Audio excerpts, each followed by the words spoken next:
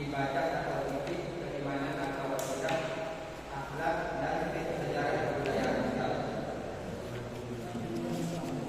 Rumusan masalah berdasarkan latar belakang yang telah kami paparkan, maka pembahasan yang diangkat dalam skripsi penelitian ini adalah: 1. Bagaimana perencanaan pembelajaran baca tulis dan tahfidz Al-Quran dalam meningkatkan kompetensi pendidikan agama Islam siswa di SMPN 1 Banyuwangi. Di SMPN 1 Banyuwangi. Yang kedua, bagaimana pelaksanaan pembelajaran baca tulis dan tahfidz Al-Quran dalam meningkatkan kompetensi pendidikan agama Islam siswa di SMPN 1 Banyuwangi. Dan yang terakhir, bagaimana evaluasi pembelajaran baca tulis dan tahfidz Al-Quran dalam meningkatkan kompetensi pendidikan siswa di SMPN 1 Banyuwangi. Lanjut, tujuan penelitian. Tujuan penelitian yakni ada 3. Yang pertama, untuk mengetahui bagaimana perencanaan pembelajaran baca tulis dan tahfidz Al-Quran dalam meningkatkan kompetensi pendidikan agama Islam siswa di SMPN 1. Yang kedua, untuk mengetahui bagaimana pelaksanaan pembelajaran baca tulis dan tahfidz Al-Quran dalam meningkatkan kompetensi pendidikan agama Islam siswa di SMPN 1 Banyuwangi. Dan yang ketiga, untuk mengetahui bagaimana evaluasi pembelajaran baca tulis dan tahfidz Al-Quran dalam meningkatkan kompetensi pendidikan agama Islam siswa di SMPN 1 Banyuwangi. Lanjut, yakni kajian teori. Yang pertama, membaca dan menulis Al-Quran. Membaca sendiri berasal dari kata baca, yang mana dalam kamus ilmu pendidikan, membaca merupakan ucapan atau lafaz bahasa lisan menurut aturan-aturan tertentu. Yang kedua, tahfidz Al-Quran. Tahfidz Al-Quran sendiri merupakan cara untuk memelihara, menjaga dan melestarikan kemuliaan Al-Quran yang diturunkan Allah kepada Nabi Muhammad SAW di luar kepala agar tidak terjadi perubahan atau kepalsuan, serta dapat menjaga diri dari kelupaan baik secara keseluruhan maupun sebagian. Lanjut, metode penelitian.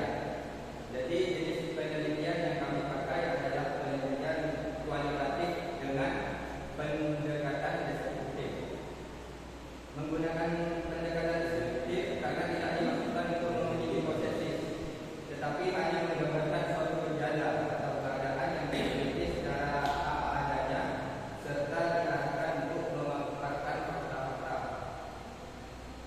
Lanjut, teknik pengumpulan data. Kami memakai 3 teknik pengumpulan data, yakni yang pertama observasi. Observasi sendiri merupakan metode pengumpulan data dengan pengamatan dan pencatatan secara sistematis terhadap fakta-fakta yang diselidiki. Yang kedua, teknik wawancara atau bisa disebut juga dengan interview. Wawancara sendiri adalah sebuah dialog yang dilakukan oleh pewawancara untuk memperoleh informasi dari terwawancara. Dan yang ketiga, dokumentasi. Metode dokumentasi adalah metode penelitian untuk memperoleh keterangan dengan cara mengumpulkan dan mencatat laporan dokumen yang ada. Lanjut ke keempat, yakni hasil penelitian dan pembahasan. Yang pertama, perencanaan. Di SMPN 1 Banyuwangi sendiri menerapkan kurikulum merdeka bagi kelas 7, 8 dan kurikulum 2013 bagi kelas 9. Perencanaan pembelajaran baca tulis dan tahfidz Al-Quran dalam meningkatkan kompetensi pendidikan agama Islam siswa merupakan salah satu upaya dalam menanamkan nilai-nilai karakter religius pada peserta didiknya. Mengingat perencanaan sebagai proyeksi kegiatan, maka kedudukannya dalam sistem pembelajaran sangat strategis. Sehingga dengan demikian, sebelum proses pembelajaran sudah menjadi kewajiban guru untuk mempersiapkan rencana pembelajaran yang akan dilakukan.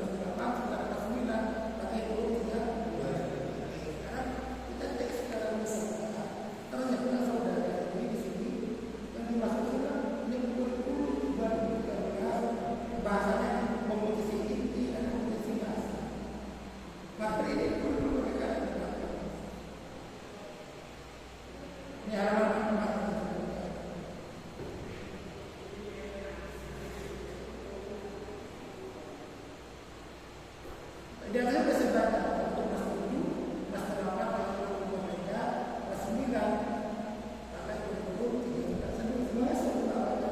Dan kamu sampaikan mereka pakai PKI dan KT itu nggak ada yang ya apa bisa itu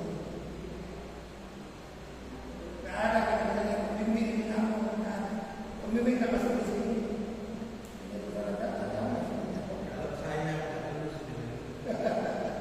saya dari polisi iya betul.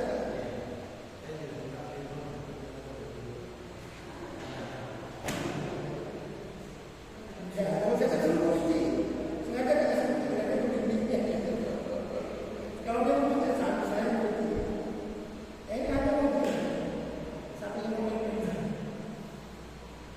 Konsistensi dari apa?